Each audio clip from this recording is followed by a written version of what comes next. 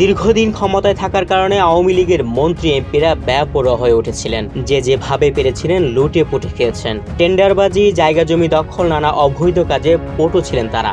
এবার আওয়ামী লীগের সাবেক সংসদ সদস্য শেখ আফিল উদ্দিনের মালিকানাধীন আফিল ব্রিডার্স ফার্ম লিমিটেডের দখলে থাকা প্রায় 42 একর সরকারি সম্পত্তি উদ্ধার করেছে যশোরের শার্শা উপজেলা প্রশাসন।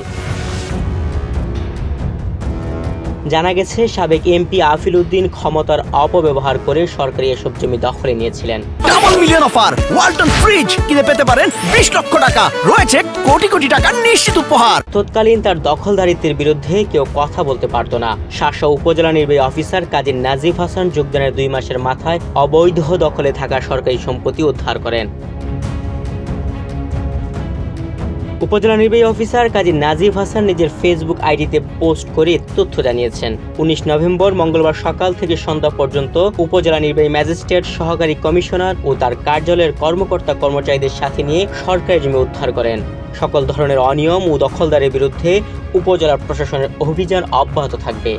এটা আর বেদখল অবস্থা ছিল, মানে এখানে তাদের একটা মৎস্য একটা হ্যাচারি আছে আফিল ব্রিডার নামে। সেই জমিটার সাথে আরো এক্সট্রা তাদের কিছু জমি আছে নিজস্ব।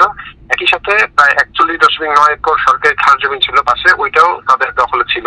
আমরা এখানে আমি যোগদান করেছি 2 মাস হলো। যোগদান করার পরে তথ্যগুলো আমরা পেলাম।